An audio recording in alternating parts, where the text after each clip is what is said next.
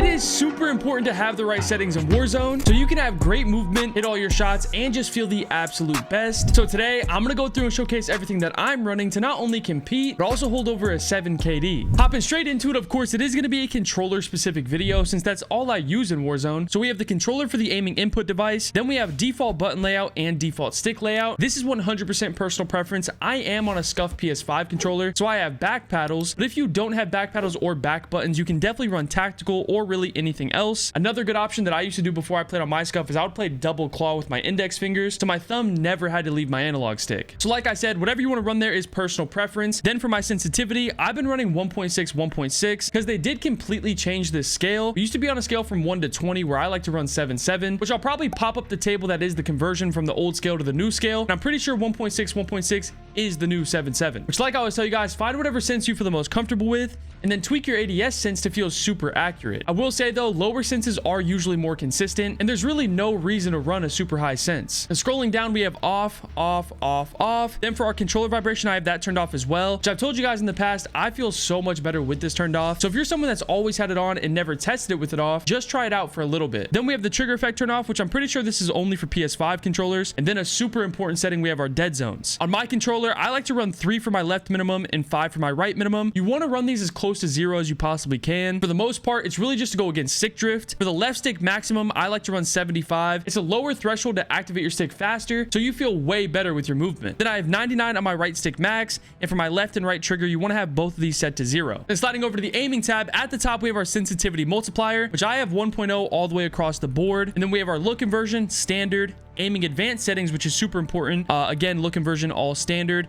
ADS sensitivity transition timing, we have on instant. We have third person ADS correction type assist. I don't even know what that is. Aim response curve type, you have to set this to dynamic. It is by far the best setting for this, and have your aim response curve slope scale set to 1.0. Like I was saying earlier, find whatever sense you feel the most comfortable with, and then come to this setting right here and tweak your ADS sense. Of course, I run 1.6 1.6, and then for low zoom 2 to 3 and 4 to 5, I run 0.80, which this is a multiplier on your sensitivity. So I have 0.80 of my 1.6 1.6, which some people feel is super slow. Like I was saying, lower senses are just always more consistent. Then we have our target aim assist turned on and our ADS aim assist turned on. And then of course for the motion sensor, that stuff doesn't matter whatsoever. Then for the movement tab at the top, super important, we have our sprint assist. I have it set to tactical sprint assist, which is basically the auto tac sprint from Warzone 1. Then we have our sprint assist delay to 0 and our sideways and backward both turned on. Then we have the mantle and crouch assist both turned off, but we do have our corner slice turned on. This is the setting that when you walk up to a corner ADS, it kind of makes you do a little lean like Rainbow Six Siege, which I don't really see a reason to turn this off. I don't really see it as a negative, but if you want to, you can definitely turn it off. For slide/dive behavior, I have it set to hybrid. This is the setting that lets you both dive and slide if you just click in that left stick.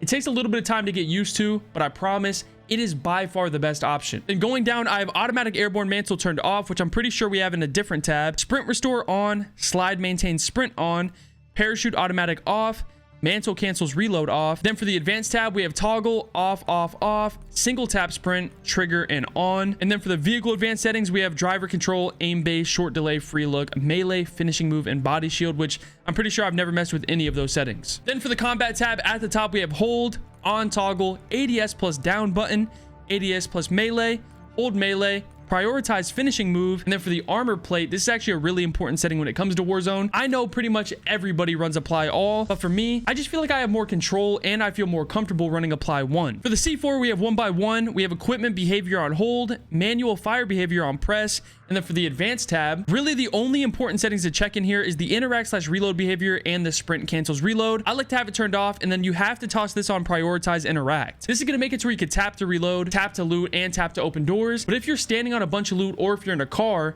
you're going to have to hold to reload. Then we have toggle, and for the overlay advanced settings, which again, I don't think I've ever messed with these settings, we have directional, moderate, and default. So now that I got you guys the controller settings, let's hop directly into the graphic settings. Of course, most of this is going to be PC stuff, but a lot of it does still apply to console. So at the top, we have full screen exclusive, which if you're on PC, this is the clear best option. It makes your game feel better and perform better. The display monitor, I'm on an Alienware 2721D, 240 Hz, 1440p, really good monitor, but this is going to be whatever you're running. For my GPU, I have a 4090. And then, like I said, I have a 240 Hz monitor, which this is what the refresh rate is, 1440p, automatic aspect ratio. And then for the display gamma, 2.2 sRGB. This is for monitors. And if you're on a really big TV, you're going to want 2.4 BT 1886. Like I I say in every single settings video, if you can get yourself on a monitor, it makes a massive difference. For the gamma slash brightness, I think I have it set to 49. And then for the NVIDIA reflex low latency, we have on plus boost. Then we have custom, off, unlimited, optimal, off, 10 minutes, 0, and then we have HDR turned off. Now for the quality tab, at the top, I have a 100 render resolution. Back in Warzone 1, some people would run this at like 110 or 120 just for that little bit extra quality. But as you guys can see, 100 is set for 1440, so there's really no reason to go under or over that number. For dynamic resolution, I have it turned off. Upscaling / sharpening, I have Fidelity FX CADs with the strength set to 100. Then I have off, 70, and on. And scrolling down, these are all my like actual graphic settings, which I do have a lot of them set to normal or low or even off, just for actual performance of the game. So I'm going to scroll through real quick. We have normal,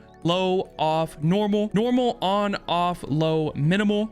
And then we have normal for that last setting. For shadow and lighting, we have low, off, low, off, low. For the environment, we have tessellation turned off. And then we have low, off, low, off. Like I said, I run a lot of those settings low or off or normal just for the pure performance of my game. Then for the view tab, we do have motion reduction preset turned off, which I have no idea what that even does. For my FOV, I've been running 120 for years. There's this kind of myth around where people believe that 120 does affect your aim assist. I don't believe it. I don't think it's a real thing. But if you do feel better on 110 or 115, you can 100% run that. Super important setting for the ADS FOV. You need to toss this on affected. I feel like a lot of people that watch Warzone on YouTube, TikTok, Twitch, or anything don't even know about this setting. Affected is going to zoom out the gun a little bit and zoom out your screen to where you have less visual recoil, while independent is going to zoom in with the gun, and pretty much every gun is bouncing on your screen. So like I said, make sure you guys toss on affected. Then we have weapon FOV on wide, which again, that's going to make the gun a little bit smaller. We have third person on 90, and we have vehicle set to wide as well. We have world and weapon motion blur both turned off. Really no reason to have this turned on unless you're trying to make those specific style TikToks. And then we have first and third person camera movement both set to least at 50%. We have third person ADS transition to third person ADS, which I don't even know what that does. Inverted flashbang, I have this turned off. Turning this on makes it to where when you get hit by a flash, instead of your screen going bright white, it actually goes black, which for me, every single time I've ever had this on, I always felt like my game was crashing. And then for the parachute camera perspective, we have first person, but that's pretty much all my controller and graphic settings. So make sure you guys go through and test out everything from those two tabs. Let me get you guys my audio settings. Starting at the top for the audio, this is pretty much for you and your setup. I run 65, 0, 50, 90, and 30. Like I said, that is completely based off you, your headset, your IEMs, or whatever you're running. And down low, we have default system device, Windows default, off. Super important setting is our audio mix, pretty much the only important audio setting. I like to run Sucker Punch. Somebody told me to try it out, and I feel like I hear everything. You can go through and test out everything else, but I promise you, you're gonna like Sucker Punch. Then I have mono audio turned off. If you guys don't know, this is a setting that takes all your directional audios from left, right, above you, below you, and puts it all into one audio channel, so you really can't tell anything apart. So I highly recommend turning this off as well. Then we have off, off, off. And then for the frequency, I have never messed with this at all. Down low, I have on and default. And then for the voice chat, again, this is you and your setup. I have 24 on.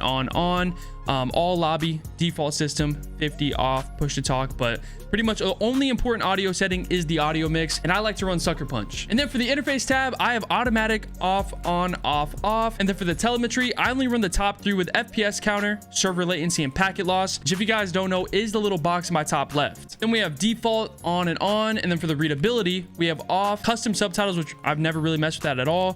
Default, 0, default. And then for the color customization, I run default. All of this I've never really messed with, but if you want to, you can go through and make these more vibrant. Same thing for the squad member colors. And then for the bottom, I do run color filter 2 on both targets for world and interface, both set to 100. You guys ask me all the time how I make my game so clean and so vibrant, and this is one of the main reasons, because I actually don't run any NVIDIA filters. Then for the gameplay HUD, I actually have my HUD bound zoomed all the way in, so my mini map is a little bit closer to the center of the screen, so my eyes don't have to move as far. Super sweaty and not really necessary, but if you want to, you can copy it. Then we have square mini map, absolutely essential. Then we have minimap rotation turned on, and make sure you guys have the radar setting turned off, because if you guys can see it on the screen on the minimap, you can actually see the map. But if you turn the radar on, it completely wipes that away and makes it like a white background. Then we have compass on horizontal, map assist on auto center.